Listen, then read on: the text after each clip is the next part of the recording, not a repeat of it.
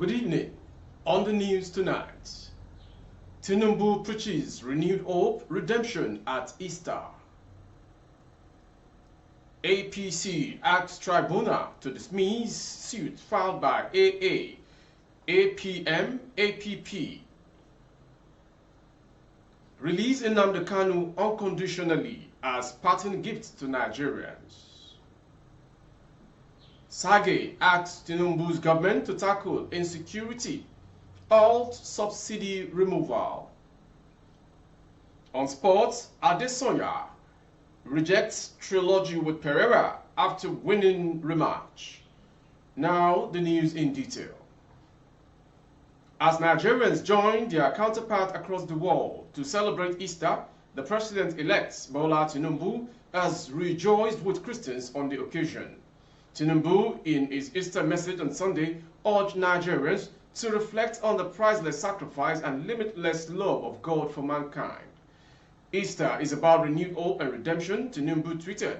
It symbolizes the triumph of hope over despair, love over hate and condemnation, and optimism over cynicism.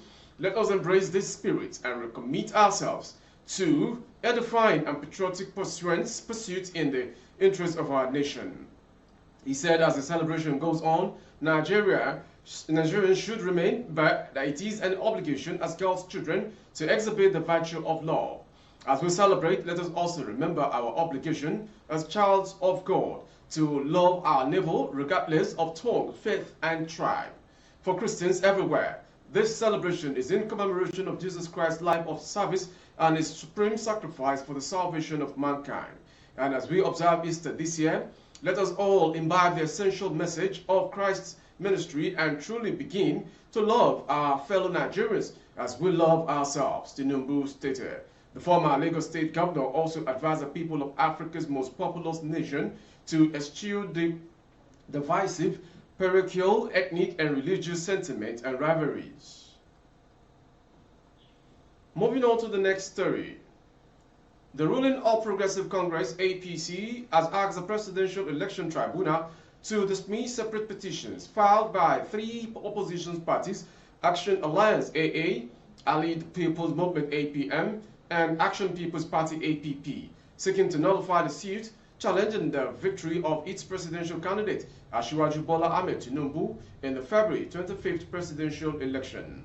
The three parties had filed the petitions challenging the emergence of Tinubu as president-elect on different grounds, with the AA claiming that the Independent National Electoral Commission, INEC, had failed to include the name of its authentic candidate for the presidential election, Solomon David Okanigwa, and went with a factual candidate, Hamza Al-Mustafa. In its petition, the APM contended that Tinubu was not qualified to contest the election on the grounds of an alleged double nomination of his then running mate, Kashim Shettima, as well as the substitution of the party's initial placeholder, Kabir Maseri, with Shettima. The third party, APP, claimed that Tinubu, at the time of election, was not qualified to contest the poll because of Section 131(c) and 142 of the Constitution and Section 35 of the Electoral Act 2022. In the suit, the APC stated that, contrary to AA's claim, Tinubu was duly elected and returned as the president-elect of the Federal Republic of Nigeria, having won the majority of lawful votes cast in the said election, devoid of corrupt practices or vices, and in substantial compliance with the provisions of Electoral Act 2022 as amended. So the next story coming from the East. President Muhammadu Buhari has been urged to unconditionally release Nnamdi Kanu, leader of the indigenous people of Biafra, IPOB, as he winds up his tenure. Ohaneze Ndigbo, the Igbo socio-political organization, said Buhari should release Kanu as his parting gift to Nigerians. Okechukwu Izeguzoro, Ohaneze's Secretary General, said if the federal government can grant pardon to Boko Haram members, then Kanu should be released. In a statement he signed, Izeguzoro said, Ohaneze Ndigbo calls on President Muhammadu Buhari for the unconditional release of the incarcerated IPOB leader, Mazi Nnamdi Kanu, as a parting gift to Nigerians. Surely, if Boko Haram terrorists who took up arms against the Nigerian state can be pardoned and rehabilitated, releasing the IPOB leader is not too much to ask for. Ezekuzero also urged Igbos to support the Labour Party LP presidential candidate Peter Obi in reclaiming his mandate through legal means.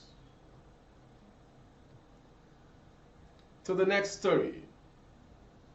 A senior lawyer, Itse Tsage, has called on President-elect Bola Ahmed Tinubu to tackle insecurity and also halt the removal of fuel subsidies, among others. While the federal government has pegged June 2023 as the date for the removal of the fuel subsidy, the chairman of the Presidential Advisory Committee Against Corruption, Park Kirk, believes that the move should be altered by the incoming administration. The first thing is security. We have to make this country secure so that we can do our farming and go about our businesses without fear. The terrorism carried out by these people coming from the forest to destroy us is unbearable. That's first, he said on Channels Television Sunday Politics. The second thing he has to do is with the economy of the country. Petroleum, for example, I do not agree that the subsidy should be removed without us producing refined petrol in this country. Let him not be deceived. Moving on to the next story. Mr. Peter Obi of the Labour Party, LP, has penned an emotional letter to his supporters, widely known as the Obedient. Obi, who came third in the recently concluded presidential election, said he and Deti Baba Ahmed, his running mate, were mindful that his supporters had suffered vituperations, physical attacks, loss of rights and privileges, including hateful trolls, indignities and vexations, fighting words. A statement is contained in a series of tweets via his verified Twitter handle on Monday and is coming on the heels of an alleged audio conversation between him and Bishop David Oyedepo of the Living Faith Church. Baba Ahmed are also accused of making a speech characterized as treason by Lai Mohammed, the Minister of Information and Culture. Obi noted that even those they had long regarded as civic leaders and the conscience of the nation joined in attacking his supporters. He also urged them to bear attacks as necessary sacrifices they would make to create a new Nigeria, while urging the Obedient not to relent or be lured into unnecessary conflict. Obi assured his team remains fully structured, focused, and steadfast in addressing the ills in the country. Going on to the next story. The National Drug Law Enforcement Agency, NDLEA, Kano State Command said it had secured the conviction of 37 drug peddlers and users between January and March. The state commander of the agency, Mr. Abubakar Idris Ahmed, told the news agency of Nigeria, NAN, in Kano on Monday. Idris Ahmed said the command arrested 352 suspects within the period. He said apart from the 37 convicted by the Federal High Court, the command had filed 39 fresh cases, while 127 other cases were pending. He said between January to March, 959.304 kg of cannabis sativa, 1,225.05 kg codeine and tramadol, 25 grams of cocaine, 17 grams of heroin, and 52 grams of methamphetamine were confiscated. We have made good strides in our drug demand reduction efforts, where 5,060 people in secondary and tertiary institutions and student traders association, vigilante groups, and political talks, among others, were synthesized on the menace of drug abuse. We have also carried out a series of educative programs on war against drug abuse among youth, women, and others, Idris Ahmed said. Moving on to the next story. According to reports, the victim, Ibrahim Abubakar Rabah, a POS operator and graduate of the Usman Danfodio University, Sokoto, was abducted alongside two others, Mustafa Mohammed Rabah and Umaru Ahmed, over a month ago in Rabah local government area of the state. Bandits have killed two young men after collecting 2 million naira in Sokoto state. Reports from friends and family members on Facebook confirmed the bandit killed Ibrahim and Mustafa after the payment. On Saturday, April 8, Usman Lawal Rabah said that Umaru was shot by the bandit but survived it and is currently receiving treatment in Usman Danfodio University Teaching Hospital, Sokoto. We'll go to Ondo State. A yet-to-be-identified middle-aged man on Monday morning crushed 4 people to death in a road crash accident that occurred at Ijoka area of Akure, the Ondo State capital. An eyewitness said the man was driving a Toyota car along the road and suddenly skipped off its lane to crush the victims who were on commercial motorbike. Sympathizers who rushed to the scene to rescue the driver found some fetish items inside the vehicle, raising suspicion that the driver was a Yahoo boy.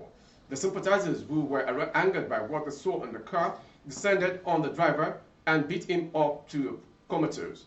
Shortly after, men of the State Police Command arrived at the scene and took the beaten driver away from the mall. Moving on to the foreign story. The United Kingdom has put Nigeria on the red list of countries that should not be actively considered for recruitment by health and social care employers. This review came after the World Health Organization, WHO, listed 55 countries, including Nigeria, facing the most pressing health workforce challenges related to universal health coverage.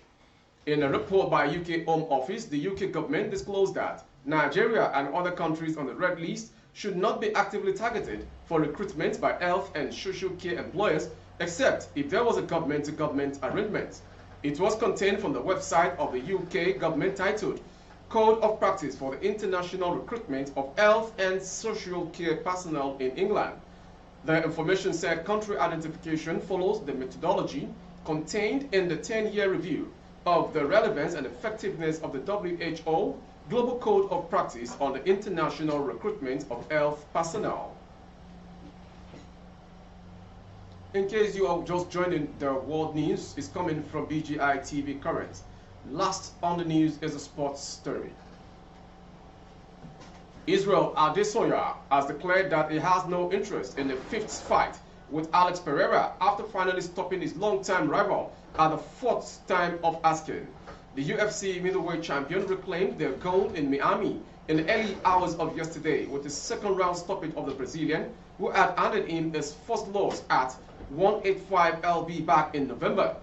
They had previously fought twice in their kickboxing career, with Pereira taking both of those fights as well. "I don't keep score," I said to them, Adesanya said in an impassionate post-press conference. Now it's settled. Meanwhile, President-elect Asiwaju Bola Ahmed Tinubu has congratulated the Nigerian-born New Zealand mixed martial art fighter on his stunning victory at the UFC 287. Tinubu, in a tweet yesterday, praised Adesanya for believing in himself despite losing 3 times prior to the same opponent, adding that the 33-year-old never stopped having faith in him. Congratulations to Israel Adesanya, #StyleBender, on reclaiming the UFC middleweight title.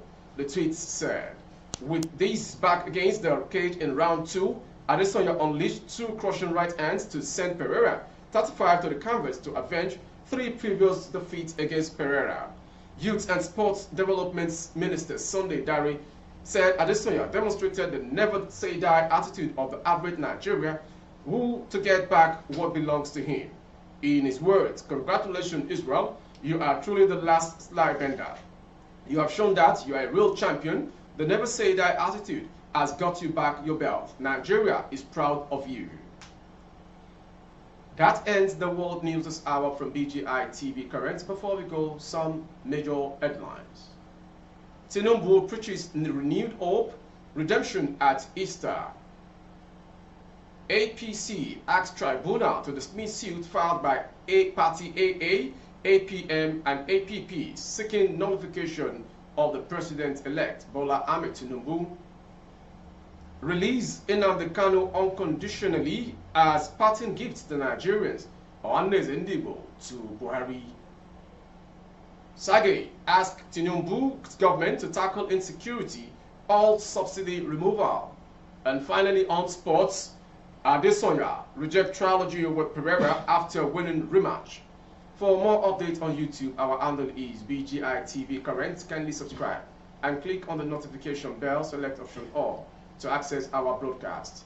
On Facebook, Bagede Imo with Alawiye Adebayo. Please like and follow the page. For advert placement of your goods and services, coverage of events and functions, please dial the phone number streaming on your screen. Thank you for watching. I am Moriri Rabila Lawal.